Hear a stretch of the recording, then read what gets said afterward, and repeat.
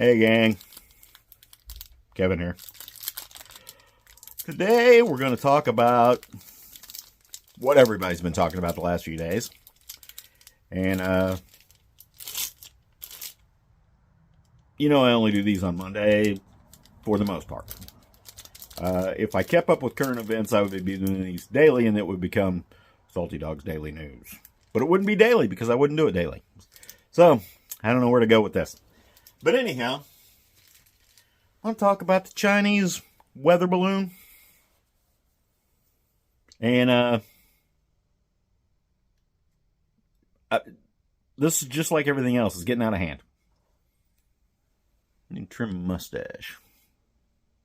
Tries to steal my food now when I'm eating. But today, we're doing a Camacho Blue, which is at Ecuador, I think. Yeah, Ecuador. And I'll be perfectly honest with you. I haven't been a fan of the Camachos. They're not a bad cigar. Just not something I like for most of them. The yellow label, I believe that's the one. I like it a lot, but that's the only one so far.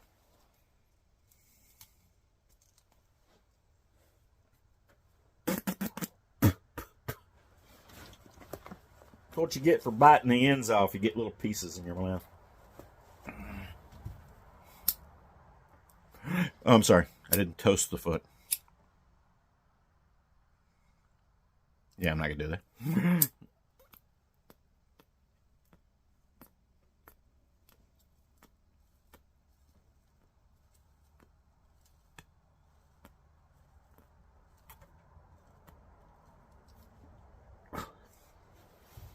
So we're going to do that. I'm going to do a little 40 Creek whiskey.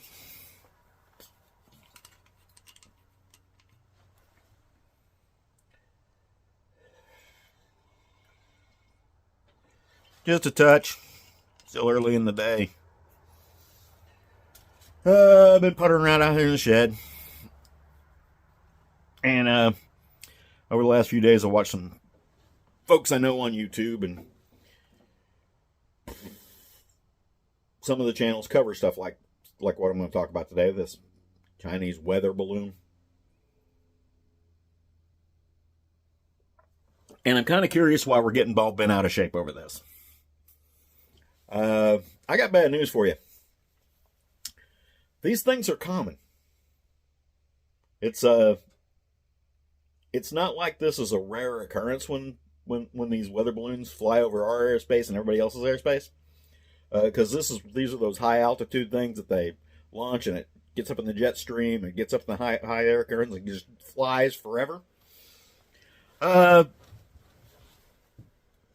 I don't know why we're all bent out of shape over this particular one, but I do have some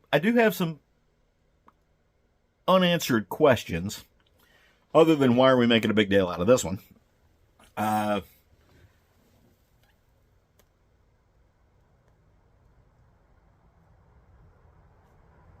We're wanting to say that the purpose of this thing was spying, which it may be. We'll never know. We'll be told things, but we'll never have 100% of the story from anyone involved. The fact of the matter is this is just like everything else nowadays. It gets blown out of proportion. This goes back to last week's talk that I had on the internet's ruining us. Technology is ruining us. And this is why. We have thousands upon thousands upon thousands of experts weighing in on this thing who don't know anything about it. The internet has just made thousands of experts. The fact is that we don't know. We don't know. They don't know. Most of them talking don't know. I was watching this thing go over. Oh, it's not the only one. We found another one. Oh, we sighted another one. Oh, there's one over South America now. Oh, there's one out here over the Atlantic Ocean now. Oh, there's hundreds of them up there probably. You can go online and look at all these organizations that collect data this way through balloons, and just look at it. There are thousands of these things launched all the time. Was this one for spying? Maybe, maybe not. Uh, I don't know why it was a big deal because it actually entered U.S. airspace on January the 28th. And it flew across the sea, flew across Alaska, flew across Canada, then pretty much basically went west to east across the entire United States, skipping the very west coast states because it entered from Canada. And I have questions. Number one, why, if it was a concern, did we let it fly across the entire United States before we put it in the water or put it on the ground? We're going to make all the excuses, and I haven't actually seen it, but this is what I would say if I didn't want to shoot it down over U.S. airspace. We don't want to drop it on the ground; could hurt somebody. And the fact is we were talking about it over Montana, the sparsest populated state in the United States. I've driven up in that area. There's not much there. You could pick a spot pretty easy where it's very, very unlikely that it's going to hit anything when it comes to the ground. Now, the flip side of that is maybe we know more about it than we were letting on.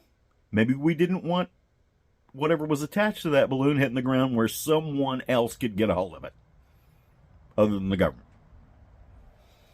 And I'm fine with that, because quite frankly, I don't want somebody having a Chinese spy satellite or spy balloon package who's gonna screw with it. I'll be honest with you. There are things that I'm fine with only the government having access to. I'm fine with some things. All right, but we don't have the need to know on a lot of this stuff. But if we're really concerned about it, were we really going to let it fly all the way across the United States and observe a big swath of the United States? Because it was way up there, so it could see a lot.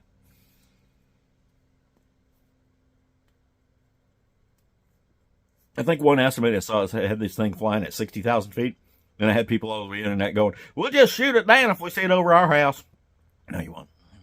Your round won't go that far. Look at your ballistics on your rounds and see if they will actually fly 60,000 feet. All right, see that straight up. Yeah, no, they won't. But anyway, I'm good with them shooting it down over the ocean. I'm good with that. I know the capabilities are we can jam this stuff. I don't know if we did. I don't know if we care. But these are questions I have. Maybe you can answer them. Number one, if we were concerned about it, why did we let it stay in our airspace for so long? Number two, why didn't we just torque it when we found it the first time on January the 28th over Alaska? Also, probably a pretty safe place to put it on the ground. Number three, why did we shoot it down over the water and wait for it to get far enough out there so it's deep water, so it's going to be hard to recover? Why did we wait that long? Number four, why do we care? Because, like I said, this is not the first time. I was stationed in Alaska. And hinky stuff happened all the time up there, all right? Because it was so close. I was out way at the end of the Aleutian chain, not all the way to the end, on an island out there. And we were actually closer to mainland Russia and that area than we were to mainland USA or mainland North America. So, not the first time. Why is this a big deal? Other than a bait and switch. Because there's other more important things going on. Because like I said, this stuff happens all the time. There's hundreds of those things probably floating around up there at any one time.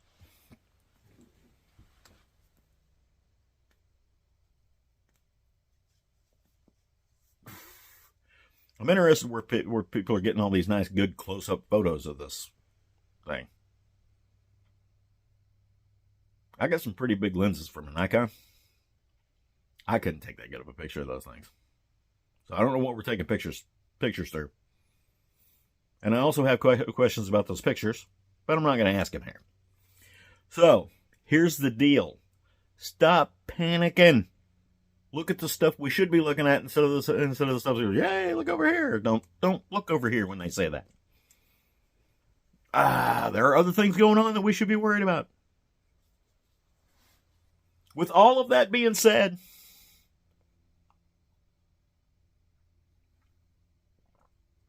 you guys have seen me drink 40 Creek before. I like it. This is an almost empty bottle, so I like it. No, I'm not an alcoholic. I actually only drink these when I'm doing cigar and whiskey talks. And every great once in a while when I'm surfing the internet. That's it. Then again, you go back to that Steve Martin skit where he's talking about marijuana. I want to go look at that thing. But anyhow, this is a Camacho Blue. Would I do it again? Yes.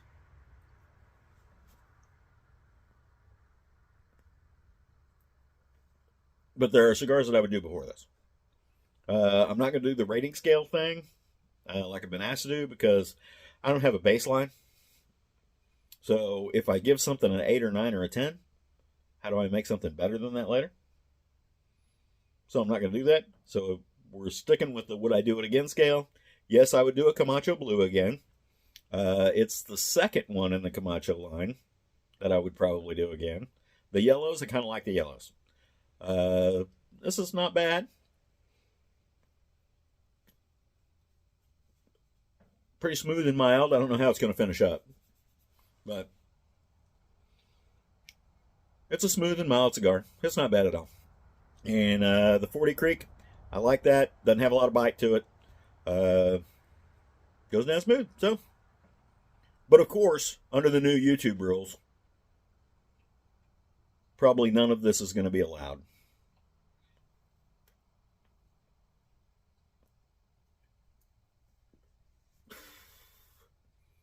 So it's looking like I'm probably never going to be monetized on YouTube. So if you all would like, go over to my Patreon account, which I don't use very much. I basically just use it for people who want to support the channel. And if you want to go over there and sign up for one of those memberships, the least they would let me set up when I did it was $1 a month. So if you want to go over there and actually sign up for one of the Patreon memberships, I'll go ahead and get back to doing that Salty Dog vlog that was only available on the Patreon. And it probably maybe once a week, maybe more. Maybe I'll just throw a daily thing on there, like things I want to talk about. I don't know, but it's in the link's in the description if you want to do that. I'm not pushing for it. Like, view, and subscribe. I love all that stuff. If you like these videos, share them with your friends. If you want to go over to Patreon and support the channel, please do. If you don't want to do that, that's fine. If you want to buy stuff from my affiliate links on SRO, that's probably about the best way to support the channel. I'll be honest with you. Because it's gear you're going to need anyway. And it helps me out. It helps them out. And it helps you out. So, with all that being said, see you all in the woods.